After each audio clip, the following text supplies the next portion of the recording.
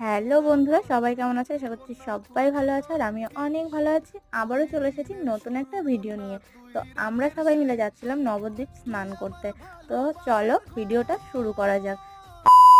করে দেখো আমরা চলে আসি নবদ্বীপ স্বরূপগঞ্জ ঘাট। তো এখানে ছিল মা, মামি আর দুটো বোন, সঙ্গে মামা এবং বাবাও ছিল।